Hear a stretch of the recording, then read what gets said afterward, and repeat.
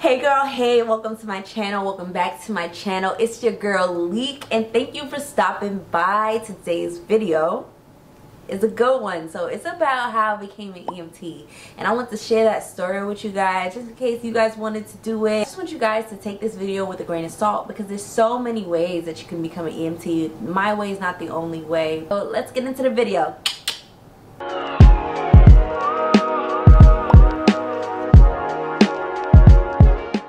Before we get into this video, I just wanted to give you guys a little background about myself, because if you don't follow me on IG, then it's gonna be kind of like a confusing situation. So I became an EMT about 2 years ago. I'm also in nursing school. So I started my EMT journey after I finished my prereqs. After I finished my prereqs, I went to EMT school, and 6 months later I was shifted off to nursing school. And I've been working as an EMT for the last 2 years while I've been in nursing school. That's where I am now. I graduate in May.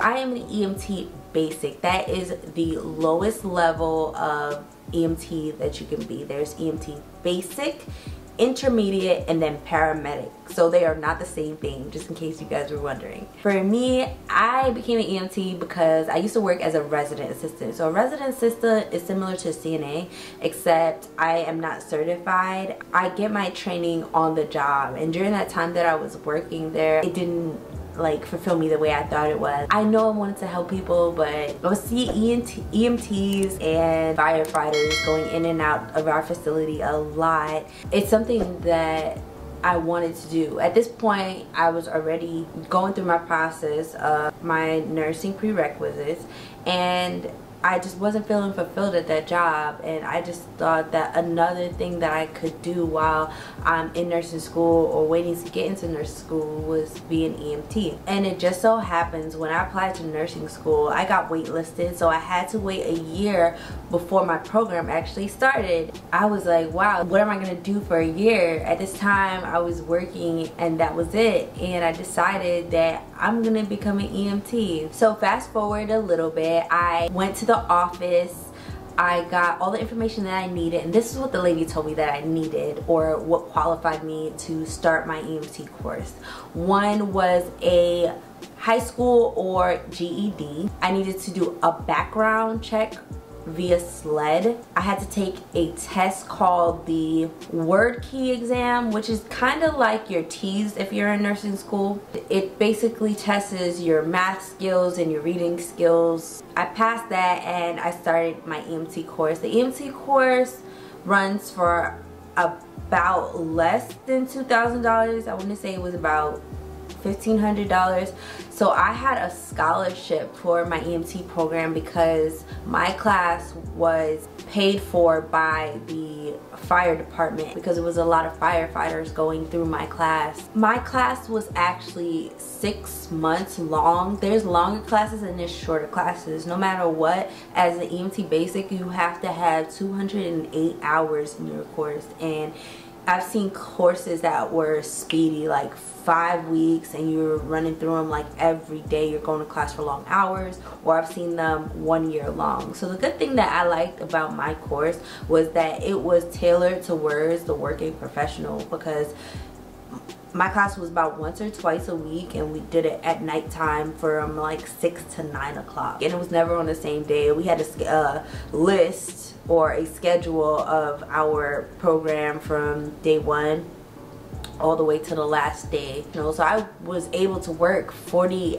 hours a week and still be able to do my schoolwork or go to class once or twice a week and still get my schoolwork done in between. So it was a good balance. But if anybody is in nursing school or in their prereqs and wanting to do EMT school at the same time, I don't know if I would recommend that. It was a maximum of 12 people in the class. We started out with 12 or 11, I believe, and we ended with about 9 or 10 people. And I feel like the people that didn't continue on with the class, it was for personal reasons and not really academic reasons. So I was literally the only female in my class, like 100 pounds, and I think it was 95 at the time actually. So 95 pounds, 5'2", walking in there with like 6'2" men and 200 pounds. Most of them, 98% of them, were firefighters or aspiring firefighters. There was one person that wanted to be a firefighter. Everybody else was firefighters, and I think we had 2 Marines in our class as well. So I was honestly the only like civilian who had nothing to do with anything at the time. Within the class, we had lecture portions and clinical portions of the class where our instructor would get up and talk to us. Others where we were working together either on scenarios or different skills that we needed to know as an EMT. We had about 4 or 5 exams and a final that we had to take. We had to have above a 70 average to pass. Everyone in my class passed. After we passed, we were endorsed to do our ride-alongs. If I remember correctly, we had to have 7 contacts with patients. Our ride-along is where we partner with the EMS service and we do basically clinicals with them. If you're in nursing school, clinicals to you is what EMTs use as their ride-alongs.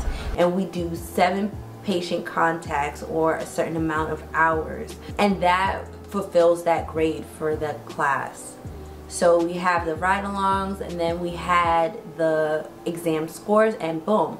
After passing, we had to take 2 exams. One was the practicum, and the second one was the NREMT exam. During the practicum, we had a few stations. I can't really remember what they all were, but I knew there was a bay for either trauma or medical, and there was an airway where we either used a BVM or a non-rebreather, nasal cannula to put on a patient. After that, you have like a random station, like bleeding control, joint immobilization, long joint immobilization, and I really forgot which one I got. And after that, I passed. What I think can happen though is if you didn't pass the first time, you have one more time to go back to the station to redo it. Don't quote me on that. After we were done with our psychomotor exam, we can now schedule to do our NREMT exam. So the NREMT exam is kind of similar to what you would consider like your NCLEX for nursing. They're about the same. Not in same in material, but same in the process of how they work. 70 is the least you can get and 120 is the most you can get. So if you got a 70, you either did really, really bad or you did really, really well. Getting 120 does not necessarily mean you did really bad or really well, because you can be one of those people that ended up getting the 120 questions, because they do that every so often. Airway, respiration, and ventilation was one section. Cardiology and resuscitation was the second section. Trauma was a section all by itself. And then there was an OB section. The last section that they had was EMS operations. The test is actually like 30% OB in peds. And then there was, I think cardiology comes close second. And then the third was airway management. So after I took that exam, I was getting closer and closer to becoming an EMT. At this point, I waited for my score like everybody else, praying and hoping that I passed. After I took my exam, I had to do fingerprints. I had to fill out the application, which was about $80 if I can remember correctly. And then I think at that point it was just like a waiting process. Then I got these little cards in the mail that's for my EMT cert. And that was it actually. Like, that is how I became an EMT from start to finish. I finished my EMT course in 6 months. It took me about 2 months to take the test, and so that was like January to what, September-ish, and I started nursing school the following January. So I definitely recommend that if you have some time off, go for it.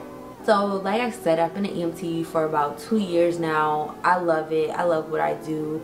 I wish I did it earlier in my life because it would have definitely helped me more throughout nursing school, I believed. But I was going through nursing school and being a new EMT at the same time, so I don't really feel like I benefited from being EMT while in nursing school.